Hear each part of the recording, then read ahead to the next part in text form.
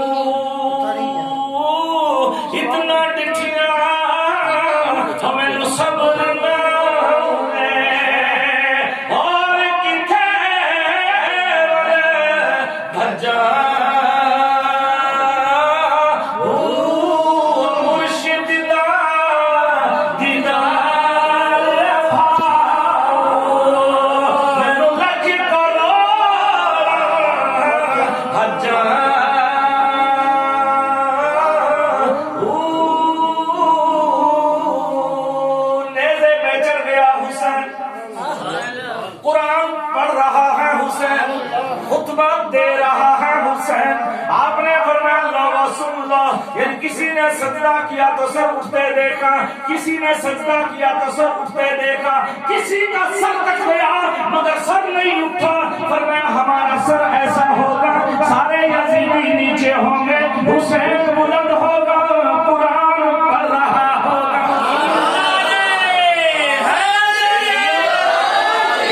ایسا ہے ایسا ہے. وہ زندہ رہ کر بھی وہ زندہ رہ کر بھی زندہ نہیں، یہاں گردن اتر گئی شہید ہو گئے. آپ نے فرما دیا او یزید سن لے، تو کیا سمجھتا ہے حسین مٹ جائے گا؟ حسین مٹا نہیں ہے. تو نے پانی بھی اپنے باپ سے، تو نے پیا ہے اپنے باپ سے، ہر کسی نے کسی کے ہاتھ سے پانی پیا.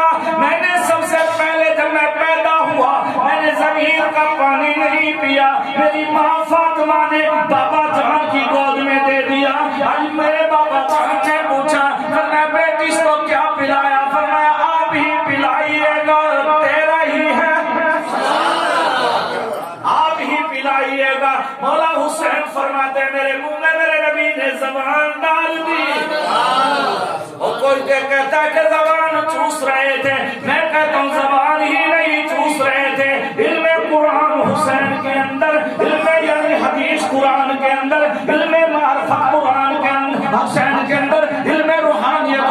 شان کے اندر جتنے علوم تھے کچھ نظروں سے پلا دیے، کچھ زبان دے کر پلا دیے۔ اسے کہتے ہیں حسین، اسے کہتے ہیں۔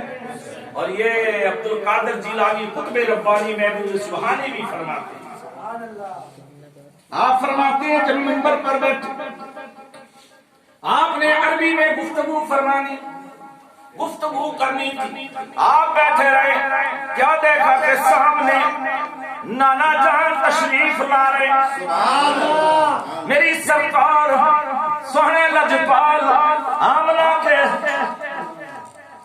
آپ کے چین دل کے قرار تشریف لا رہے ہیں، دیکھا کہ پیچھے مولا علی بھی ہے، فرمایا بیٹا گفتگو کر، فرمایا یا رسول اللہ نانا جان عربی میں بولنا چاہتا ہوں، فرمایا ابھی بولو گے؟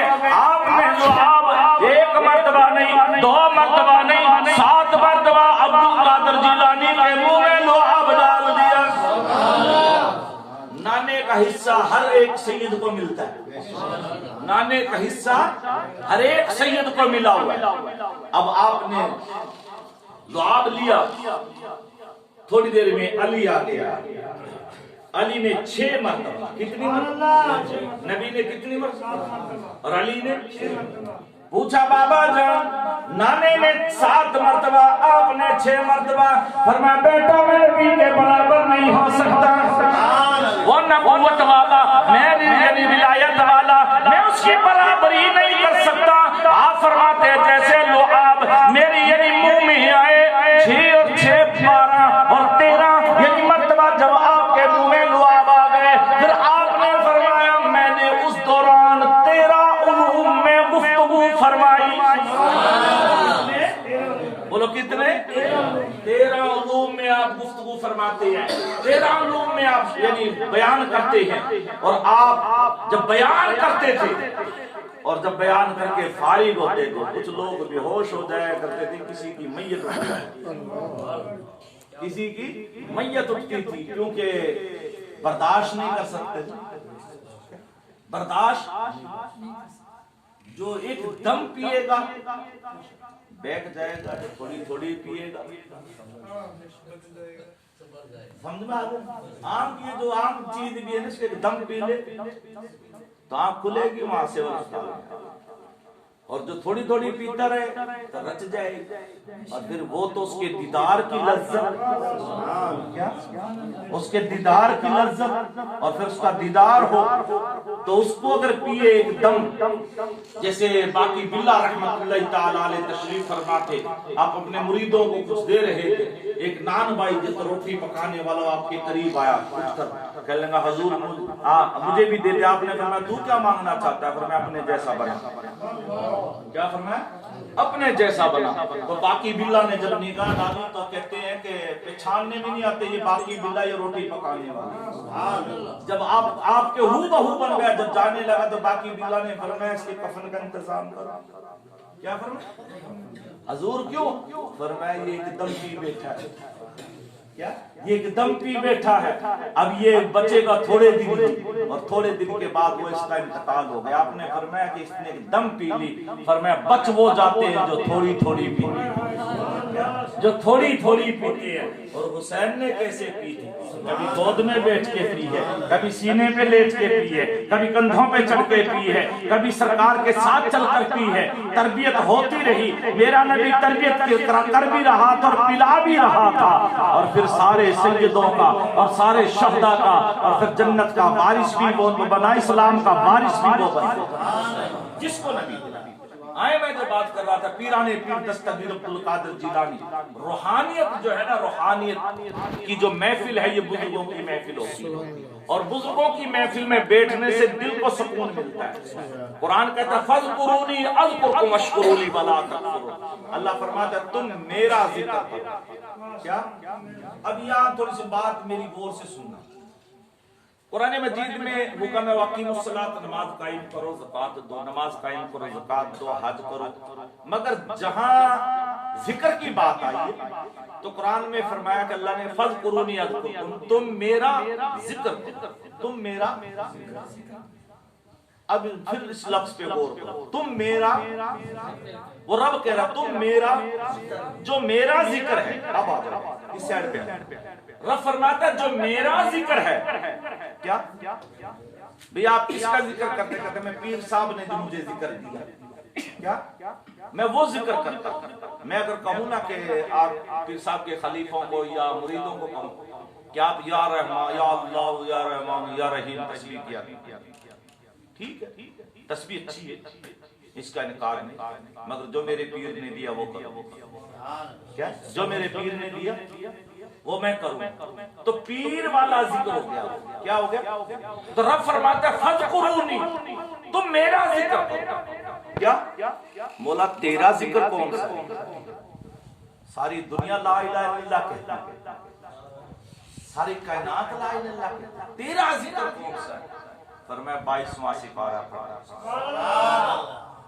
اللہ فرماتا ہے ان اللہ و ملائکتہ یصلون علی النبی، میرا ذکر یہ ہے، میرا ذکر یہ ہے، کائنات نہ ہوگی میرا یہ ذکر ہوگا، کائنات نہ ہوگی میرا ذکر ہوگا، اللہ اللہ کرنے والے نہ ہوں گے، لا الہ الا اللہ کہنے والے نہ ہوں گے، کائنات کا وجود ختم ہو جائے گا، کل من علیہا فان ویبقی وجہ ربک ذو الجلال والاکرام، ساری چیزیں ختم ہو جائیں گی، کوئی شے نہیں رہے گی، فرمائے ایک ذکر ہوگا ایک ذکر کرنے والا، بات سمجھ میں آ رہی ہے؟ ایک ذکر ہوگا ایک ذکر کرنے والا ہوگا، اور رب کی ذات ہوگی، مولا تو کس کا ذکر کر رہا ہوگا؟ فرمایا جس کا پہلے کر رہا تھا اس کا اب بھی کر رہا ہے، جب کہتے ہیں آ کریے ذکر محمد دا، آ کریے ذکر محمد دا، سن راضی رب دی ذات ہوئے، اسا آسیہ دے اس محفل تے سن رب دی رحمت دی برسات، تو بات کر رہا ہوں کہ رب کا بھی ذکر ہے، ہر کسی کا اپنا ذکر ہے، تو آپ کا ذکر کیا ہے؟ لا الہ الا اللہ، رب کا ذکر کیا ہے؟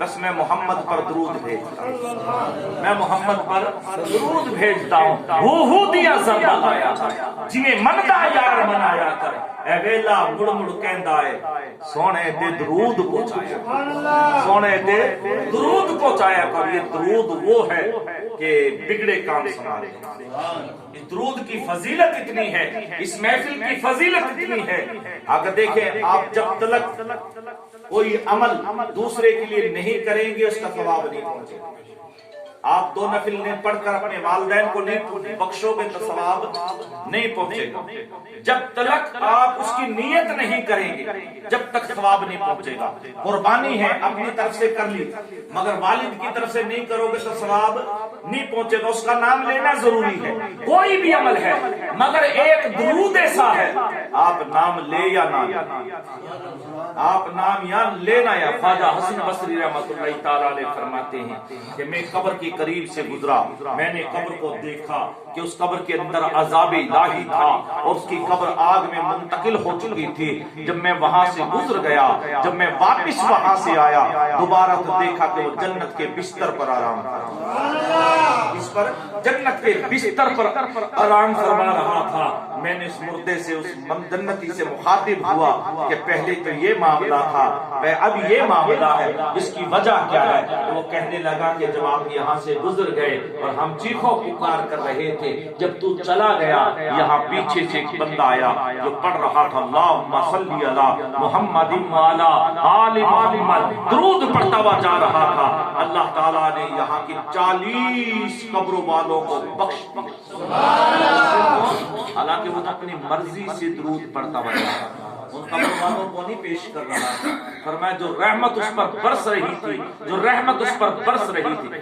آپ نے نہیں دیکھا یہ ذمہ دار لوگ بیٹھے ہیں، ابھی گندم کی بجائی ختم ہو گئی، کیا بیجن ویلے کچھ نہیں بیجیا موسم پایا گوایا، اب تو بیج دی، اب اگر کوئی گندم اگائے گا تو وہ کسی کام کی نہیں، تو کہتے ہیں کہ بیجن ویلے کچھ نہیں بیجیا موسم پایا گوامی، اگے فصل پکی دیکھی ہن کیوں پچھتانی، تو بات یہ ہے کہ اب اگر آپ پانی لگاتے ہیں، مجھے بتائیے گا آپ پانی لگاتے ہیں جو اس میں گھاس کھڑا اس کی نیت سے لگاتے ہیں یا گندم کی نیت سے لگاتے ہیں؟ سارے بولتے ہاں جی، پانی کس کے لیے لگاتے ہیں؟